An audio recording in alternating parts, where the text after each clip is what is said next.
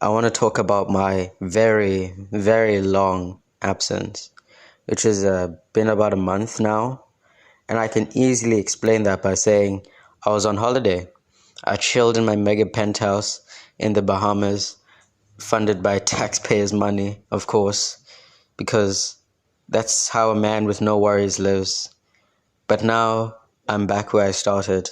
No $1 million penthouse, no Bahamas, but a fairly new and dying YouTube channel, which I need to upload on so I can keep this Orwellian beast that is this YouTube channel alive. And this is the video that you are watching right now. Now in gaming, we love being challenged, whether that's with increased enemy numbers, smarter enemies, more erratic enemy movements, and just having the game be impossible to beat without having to concentrate and ignore all your basic needs in order to beat the game.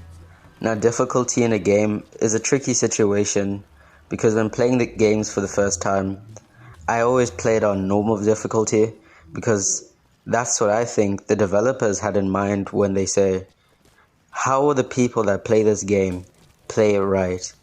When in reality, playing it on normal is just as bad as playing it on easy because the enemies are still really, really dumb and they have one brain cell shared amongst all of them, making it way too easy to play, making you want to play on hard, finding out that hard is way too hard, and now you give up on the game entirely and throw it away in a dumpster, burn it, and then send it to your local neighbor so you can tell them how much you hate them. But I digress. Now, I want to talk about two games that I feel have mastered the art of difficulty in gaming, not having difficulty settings, but more of a creative approach to this situation. Now, Metal Gear Solid 5 is a great example of adapted difficulty done right, with Hideo Kojima hitting so many bongs and so many lines of crack that he unlocks a third eye where he makes the enemies adapt to whatever your preferred playstyle is. So for example, if you like deploying at night, enemies will start wearing thermal glasses like there was some kid in middle school. If you like capping guys with headshots, whether that's with silenced pistols or just loud as fuck snipers, then they'll start investing money in helmets and then wearing them like they're a cap. And then if you like beating people up, like I do of course, in video games only, I don't beat people up in real life, I'm too weak for that one, then they'll start deploying children who are probably abandoned by their parents just like you were, and that's why you like beating the ever-loving shit out of the guards as well. And seeing all of this in a game that isn't even finished shows that Hideo Kojima and the rest of the gang at Konami can actually make better games than Metal Gear Solid 3, which Metal Gear Solid 3 is a beautiful linear stealth game, with 5 being more open world.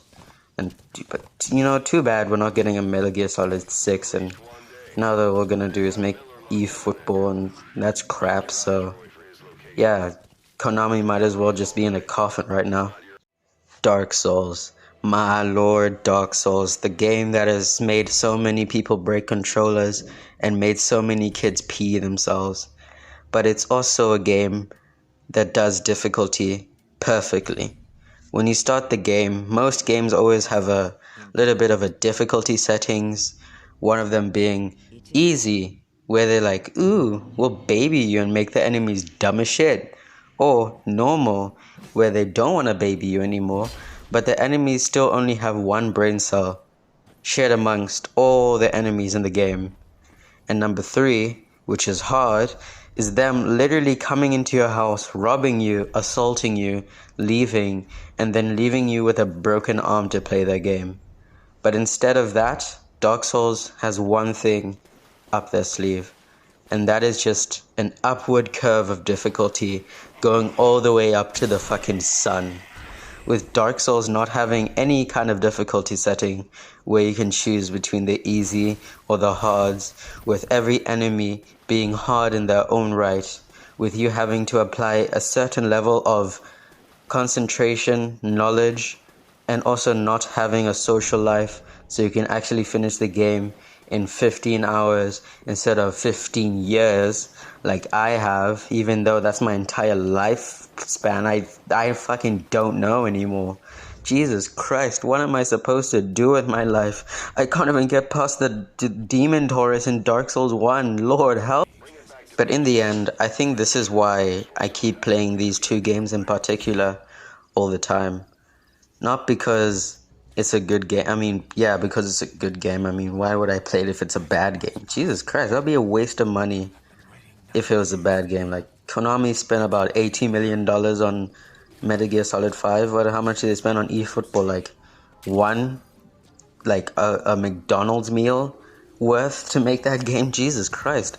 Anyways, I'm gonna stop ranting about that shitty game, but I'm gonna tell you that these two games don't only give you a challenge, but they also give you other ways to beat that challenge and to tackle them, with you not having just one tried and simple way of beating this, and giving you a myriad of ways to beat this. Now, I can say I always use one simple method to beat games, and that's why I'm so bad at them, and that's why whenever I watch a speed run and they shit on a game that I fucking took 5 years playing, trying to finish, and they fart on that game and just finish it in like an hour, it makes me sad. Because now there's a guy that's better than me, and he's way, way better than me. He finished this game in an hour, and he's fucking telling you how he finished it. The guy's like, yeah, so I'm going to use the enemy spawn glitch over here, and I'm going to double click this guy. I'm going to fuck him up, and now I'm going to teleport to the final boss. Now that I'm at the final boss, I'm going to give him the quick 1-2 punch. Now that the boss is dead, that will be time. 1 minute 40 seconds. Now that that is done, please go check on your girlfriend, as she will be having a pregnancy test in a while. And please check all your bank accounts, as I feel like they would be drained. But anyways, I've been chlorine, anti-acid, oxidane, and I'm going dark for 1,000 years. Yeah, you'll see that little video there 1,000 years ago. I'm not gonna upload for I'm not uploading for 1,000 years. Just fuck off. Leave me alone, please.